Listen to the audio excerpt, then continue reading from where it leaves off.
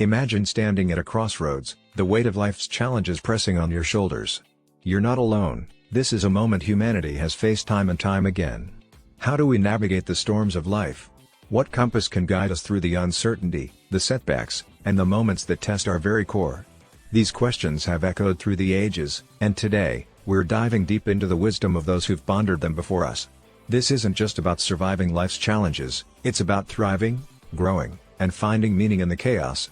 So, if you've ever felt lost or wondered how to stay true to yourself when the world feels upside down, you're in the right place. Let's embark on this journey together. Throughout history, some of the greatest minds have wrestled with life's toughest questions. Thinkers like Socrates, Marcus Aurelius, and Confucius didn't just philosophize for the sake of it, they sought to uncover timeless truths that could help us live better, more fulfilling lives. Their insights aren't locked away in dusty old books, they're alive, relevant, and ready to guide us today. In this exploration, we'll uncover the practical wisdom of 5 philosophers who've shaped how humanity approaches adversity, purpose, and resilience. Their ideas have stood the test of time, and by the end of this, you'll walk away with tools to face your own challenges with clarity and courage. But this isn't just about ancient wisdom, it's about you. Every single one of you listening is here because you care about making the world a better place. You're striving, learning, and growing, and that's something to celebrate. Whether you're supporting this journey, sharing these ideas with others, or simply showing up to better yourself, you're part of something bigger. Together, we're building a community of thinkers, doers, and dreamers who refuse to let life's challenges define them. So, before we dive into the philosopher's insights, take a moment to appreciate yourself. You're here, you're trying, and that's what matters most. Now, let's get started. Picture this as a conversation across time, where the greatest minds in history are handing you a map to navigate life's twists and turns with grace and purpose. By the end of this, you'll not only have a deeper understanding of how to face adversity but also a renewed sense of hope and direction. So, grab a cup of coffee, settle in, and let's explore how the wisdom of the past can light the way to a brighter future. Ready? Let's go. About the author. Alain De Botton is a British philosopher and best-selling author known for his thought-provoking works on life, love, and happiness. As the founder of the School of Life, an organization dedicated to emotional education, he explores complex human experiences with depth and insight. His acclaimed books, such as The Architecture of Happiness and Essays in Love, offer profound reflections on relationships, philosophy, and the pursuit of fulfillment. Chapter 1: Socrates' Last Lesson: How to Stand for Truth in a World of Conformity, Wisdom for Modern Life. It was a quiet, unassuming evening when Alain De Botton, the renowned author and philosopher, found himself wandering through the halls of New York's Metropolitan Museum of Art. His original mission was simple: to locate the cafeteria and indulge in a glass of rich, creamy American chocolate milk before his flight back to London. But life, as it often does, had other plans. As he ascended to the upper levels of the museum, his attention was abruptly captured by a painting, a masterpiece by Jacques-Louis David. The artwork depicted Socrates, the ancient Greek philosopher, in the final moments of his life. Surrounded by grieving friends, Socrates sat calmly, a cup of poison in his hand, his expression serene amidst the sorrow. This moment, frozen in time, begged a question that resonates through the ages: what would you do if standing for the truth meant standing alone? The year was 399 BCE when Socrates faced this very dilemma. Accused of corrupting the youth of Athens and challenging the gods, he was given a choice: renounce his teachings and live, or hold firm to his beliefs and die. He chose the latter. His calm defiance in the face of death wasn't just an act of bravery, it was a profound statement about the importance of questioning authority and seeking truth, even when the world demands conformity. As you reflect on this, think about the times in your own life when you've felt the pressure to conform, to laugh at a joke you didn't find funny, to stay silent when your heart screamed to speak up, or to go along with the crowd despite your inner reservations. Socrates' story challenges us to ask, what truths are we willing to stand for, even when it's uncomfortable? Socrates' approach to truth-seeking was deceptively simple yet revolutionary. He didn't accept established beliefs at face value, instead, he questioned them relentlessly, chipping away at their foundations to uncover deeper truths. Imagine him wandering the streets of Athens, engaging in conversations with generals, politicians, and everyday citizens. In one such conversation, he challenged 2 generals on the nature of courage. While conventional wisdom held that bravery meant standing your ground, Socrates suggested that a tactical retreat could sometimes be the braver choice. This method, questioning, probing, and refining, allowed him to uncover truths that stood up to scrutiny. It's a method we still use today, one that reminds us that truth isn't static, it's something we must actively seek and refine. But Socrates' legacy isn't just about questioning authority or seeking truth, it's about the courage to stand by your convictions, even when the world opposes you. He once said, "The unexamined life is not worth living." This statement isn't just a call to intellectual curiosity, it's a challenge to live authentically, to align your actions with your beliefs, no matter the cost. And while most of us won't face a literal cup of poison, we all face moments where standing for our truth feels like a risk. In those moments, Socrates' example reminds us that the weight of an idea isn't determined by how many people believe it, but by the strength of the reasoning behind it. As he might have said, one convincing argument outweighs 1,000 hollow opinions. The citizens of Athens eventually realized their mistake. They came to honor the man they had once condemned, erecting statues in his memory and celebrating his contributions to philosophy. But for Socrates, this vindication came too late. His story is a poignant reminder that standing for truth doesn't always come with immediate rewards. Sometimes, the reward is simply knowing that you stayed true to yourself, that you didn't compromise your integrity for the sake of comfort or approval. And while we may not always receive the recognition we deserve, we can take solace in the fact that our truths, like Socrates, stand independent of popular opinion. So, what can we take away from Socrates' final lesson? It's not just about questioning authority or seeking truth, it's about the courage to live authentically, even when it's hard. It's about understanding that the pursuit of truth is a lifelong journey, one that requires us to constantly examine our beliefs, challenge our assumptions, and refine our understanding of the world. And most importantly, it's about recognizing that the weight of an idea isn't determined by how many people believe it, but by the strength of the reasoning behind it. As you navigate your own life, remember Socrates' calm defiance, his unwavering commitment to truth, and his belief that an unexamined life is not worth living. To everyone listening, thank you for being part of this journey. Your willingness to seek truth, to question, and to grow is what makes the world a better place. Whether you're supporting this channel, sharing these ideas with others, or simply striving to live authentically, you're contributing to a legacy that stretches back to Socrates himself. So, the next time you find yourself at a crossroads, remember his example. Stand tall, question boldly, and never stop seeking the truth.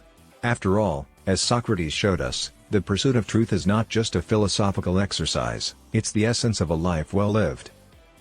Chapter 2: Epicurus' Secret to True Happiness, Why We Chase the Wrong Desires, Ancient Wisdom for Modern Life. While Socrates grappled with the nature of truth, later Greek philosophers turned their attention to another profound question, the nature of desire. What is it that we truly want? Why do we want it?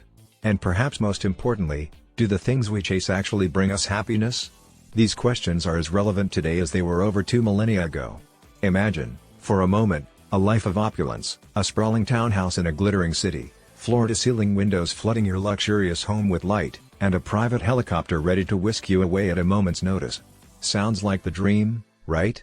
Not so fast, says Epicurus, the ancient Greek philosopher who turned conventional wisdom on its head when it came to pleasure and happiness.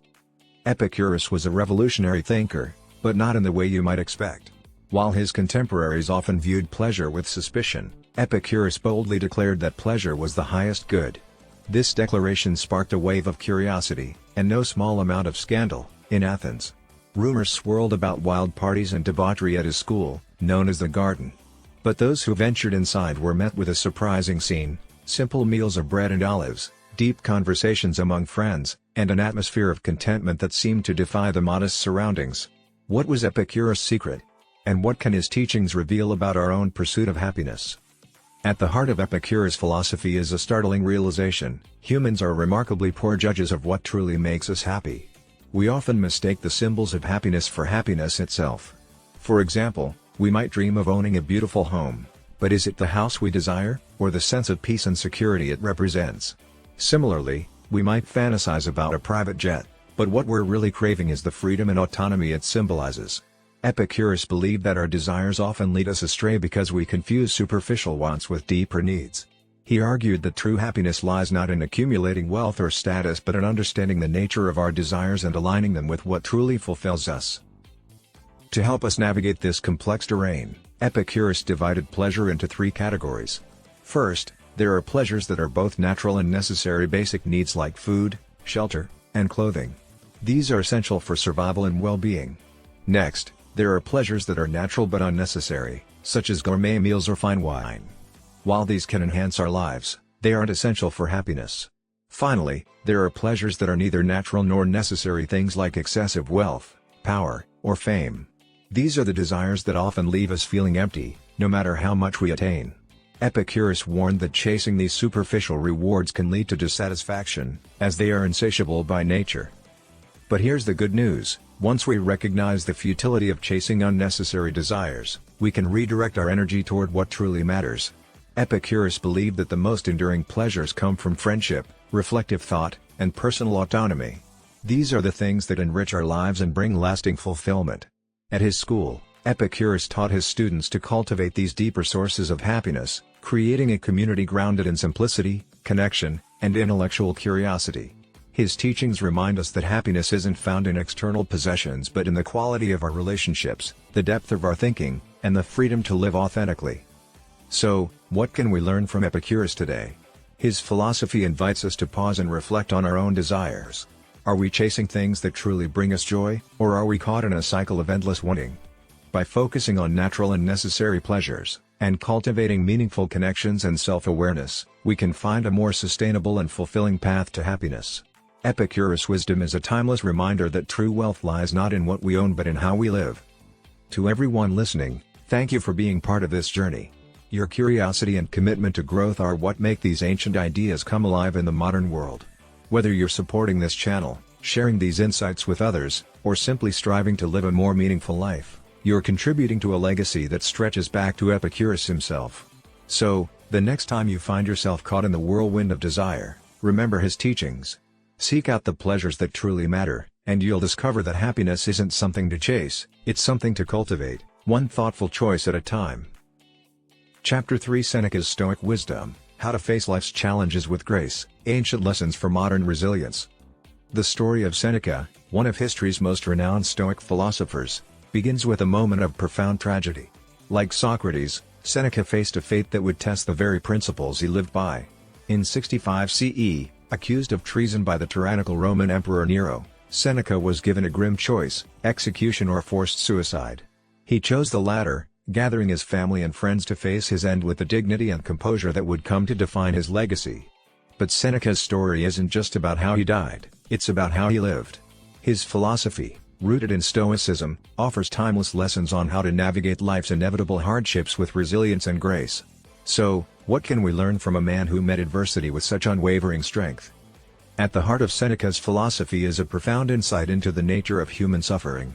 He believed that our frustrations, disappointments, and despair rise from the gap between our expectations and reality. We crave stability in a world that is constantly changing.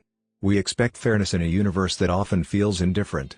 Whether it's the frustration of losing something important or the heartbreak of betrayal, Seneca saw these moments as clashes between what we wish for and what actually is. Think about the last time you felt angry or disappointed. Chances are, it was because reality didn't align with your expectations. Seneca's genius lay in recognizing this pattern and offering a way to break free from its grip. But Seneca didn't just diagnose the problem, he offered a solution. Enter premeditatio malorum, a Stoic practice that involves premeditating future hardships. The idea is simple yet powerful: by imagining the worst-case scenarios and accepting them in advance, we can reduce their emotional impact when they occur. This isn't about pessimism, it's about preparedness. Seneca encouraged people to regularly reflect on the impermanence of life, whether it's the loss of possessions, the end of relationships, or the fading of reputation. By doing so, we learn to accept the limits of our control and stop viewing every obstacle as a personal attack. This practice, he believed, is the key to maintaining inner peace in a chaotic world. To illustrate this, Seneca used a vivid metaphor: humans are like dogs tethered to a moving cart. While we have some freedom to move within the bounds of the tether, the direction of the cart, symbolizing fate or circumstances beyond our control, ultimately dictates our path. The Stoic's goal isn't to fight against the cart but to learn how to move gracefully within its constraints. True freedom, according to Seneca, lies in understanding what we can change and what we must accept. It's about focusing our energy on the things within our control, our thoughts, actions, and attitudes, while letting go of the rest.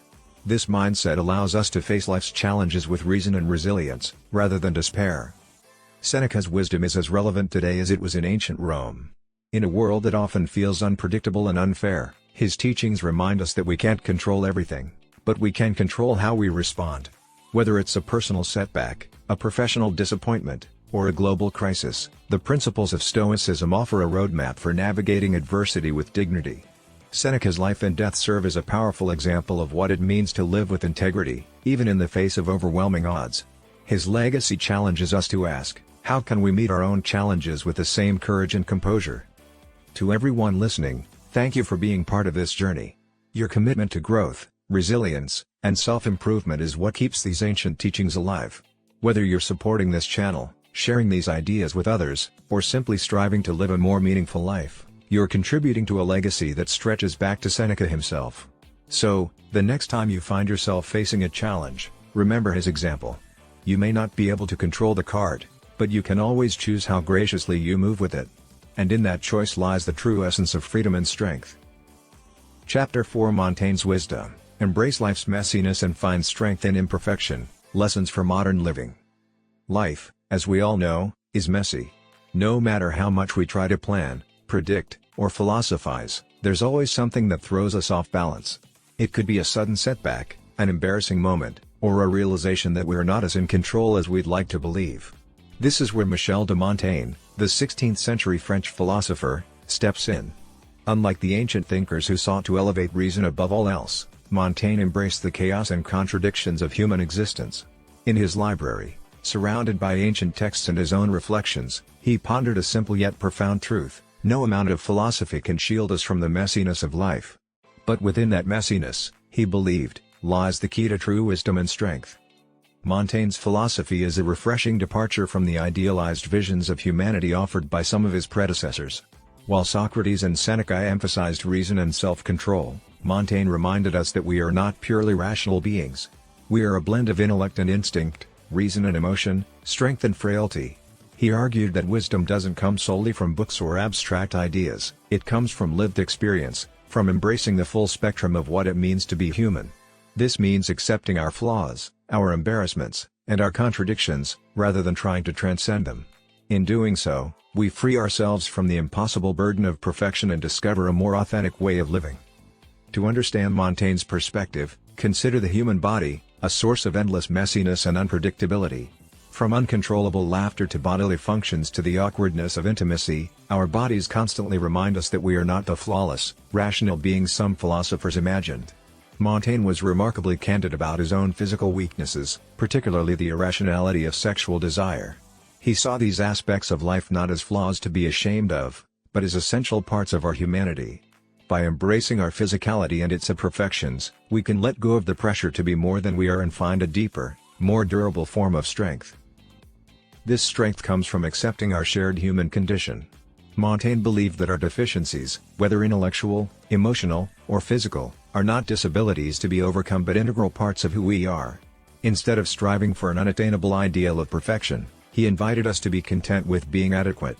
This means laughing at our shortcomings, learning from our mistakes, and valuing the wisdom that comes from experience. In Montaigne's view, our quirks and flaws are not obstacles to happiness, they are what make us whole, unique, and beautifully human.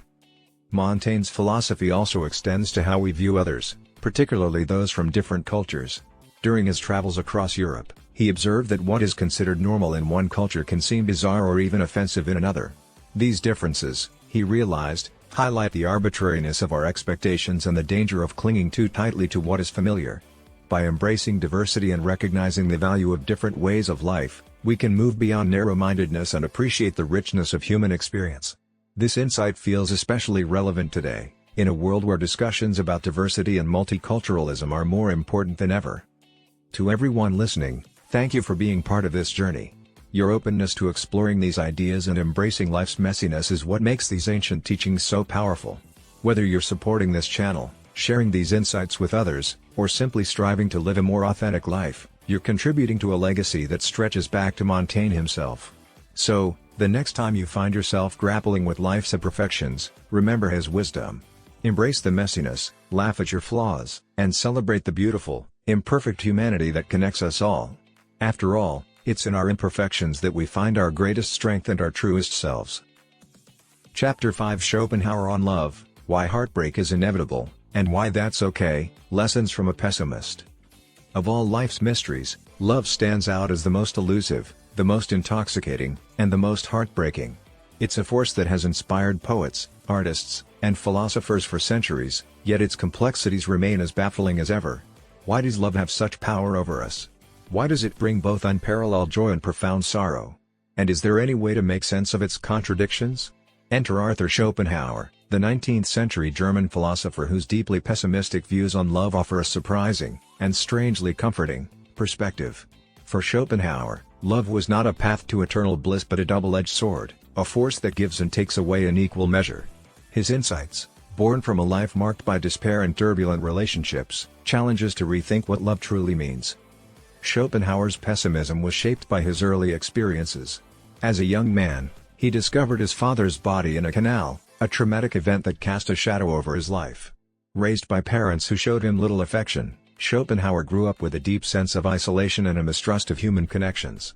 These experiences colored his views on love, which he saw not as a source of comfort but as a manifestation of a larger, more irrational force he called the will to life. This force, he argued, drives us to love, desire, and reproduce, but it also ensures that heartbreak is inevitable. For Schopenhauer, love was both inescapable and tragic, a paradox that lies at the heart of the human condition. Schopenhauer's own romantic life was a testament to this paradox. His most famous affair was with Caroline Medan, a German opera singer, with whom he had an on-again, off-again relationship spanning nearly a decade. Their love was passionate but fraught with turmoil, marked by a miscarriage, intense jealousy, and even a bout of cholera. Through these experiences, Schopenhauer developed his theory of love, which he saw as a biological and philosophical force. He believed that the will to life compels us to seek out partners who can help us produce offspring, but this drive is often at odds with our personal happiness. The result, he concluded, is a cycle of longing, fulfillment, and inevitable heartbreak. Yet, within Schopenhauer's bleak outlook lies a surprising silver lining. If heartbreak is inevitable, then it's not a personal failure, it's simply part of the human experience. As philosopher Alain De Botton suggests, every loss carries within it the seeds of growth and learning. The pain of heartbreak, while overwhelming, is also a testament to our courage. It's proof that we dare to love, to open ourselves up to vulnerability, and to feel the full range of human emotion. In this sense, Schopenhauer's philosophy invites us to reframe how we view love and loss. Instead of seeing heartbreak as something to avoid, we can see it as a necessary part of the journey, a reminder that we are alive, capable of deep feeling, and resilient enough to carry on. To everyone listening, thank you for being part of this exploration. Your willingness to grapple with life's deepest questions, about love, loss, and the human condition, is what makes these ancient and not so ancient ideas so powerful. Whether you're supporting this channel, sharing these insights with others, or simply striving to make sense of your own experiences, you're contributing to a legacy that stretches back to Schopenhauer and beyond. So, the next time you find yourself navigating the highs and lows of love, remember his wisdom. Embrace the messiness, honor the pain, and know that every heartbreak is a step toward a deeper understanding of yourself and the world. After all, to love is to be human, and that, in itself, is a beautiful thing. In summary, in the Consolations of Philosophy, Alain De Botton takes us on a journey through the lives and ideas of 6 great philosophers: Socrates, Epicurus, Seneca, Montaigne, Schopenhauer, and Nietzsche, to uncover timeless wisdom for navigating life's most pressing challenges. Each thinker offers a unique perspective on how to find meaning, resilience, and happiness in a world that often feels chaotic and unpredictable. From the pursuit of truth to the inevitability of heartbreak, this book is a guide to living a more examined and fulfilling life. Let's dive into the key lessons from each philosopher and discover how their insights can help us face our own struggles with grace and courage. We begin with Socrates, the ancient Greek philosopher who taught us the importance of questioning authority and seeking truth, even in the face of adversity. Condemned to death for his beliefs, Socrates chose to stand by his principles rather than conform to societal expectations. His life reminds us that true wisdom comes from questioning the status quo and staying true to our convictions, even when it's uncomfortable. As Socrates famously said, "The unexamined life is not worth living." His story challenges us to embrace curiosity and intellectual honesty as tools for navigating life's complexities. Next, we meet Epicurus, the philosopher who redefined pleasure and happiness. Contrary to popular belief, Epicurus wasn't advocating for a life of indulgence. Instead, He taught that true happiness comes from simple pleasures, friendship, reflection, and personal freedom. By distinguishing between natural and unnecessary desires, Epicurus showed us how to focus on what truly matters and avoid the pitfalls of materialism and excess. His philosophy invites us to find contentment in the present moment and cultivate gratitude for life's small joys. Seneca, the Stoic philosopher, offers a powerful framework for dealing with life's inevitable hardships. Through practices like premeditatio malorum, premeditating future challenges, Seneca taught us to accept what we cannot control and focus on our responses to adversity. His metaphor of humans as dogs tethered to a moving cart reminds us that while we can't always control our circumstances, we can choose how we move within them. Seneca's wisdom encourages us to face setbacks with resilience and dignity, knowing that true freedom lies in our ability to adapt and persevere. Montaigne, the Renaissance thinker, brings a refreshing dose of humility and humor to the philosophical table. He reminds us that life is messy, and no amount of intellectualizing can change that. By embracing our imperfections and celebrating our shared humanity, Montaigne teaches us to let go of the pressure to be perfect and instead find strength in our flaws. His candid reflections on the human body and cultural differences challenge us to embrace diversity and approach life with curiosity and openness. Schopenhauer, the 19th century pessimist, offers a sobering yet oddly comforting perspective on love and desire. He saw love as a manifestation of the will to life, a force that drives us to seek connection but also ensures heartbreak is inevitable. While his views may seem bleak, Schopenhauer's philosophy reminds us that heartbreak is not a personal failure but a universal experience. By reframing loss as an opportunity for growth, we can find meaning in our pain and emerge stronger on the other side. Finally, Nietzsche, the philosopher of resilience, teaches us to embrace suffering as a catalyst for growth. His concept of amor fati, love of fate, encourages us to accept and even celebrate the challenges that shape us. Nietzsche believed that hardship is not something to avoid but a necessary part of becoming who we are meant to be. His words, "What does not kill me makes me stronger," inspire us to face life's trials with courage and determination, knowing that every struggle carries the potential for transformation. To everyone listening, thank you for tuning in and joining me on this journey through the consolations of philosophy. Your curiosity, openness, and commitment to growth are what make these ancient ideas come alive in the modern world. As Socrates said, wisdom begins in wonder, and your willingness to explore these timeless lessons is a testament to your own wisdom. So, as you go forward, remember the words of Nietzsche, become who you are. Take these insights, apply them to your life, and dare to live with courage, curiosity, and compassion. The world needs your unique light, so go out there and shine. Thank you for being part of this community, and I can't wait to see where your journey takes you next.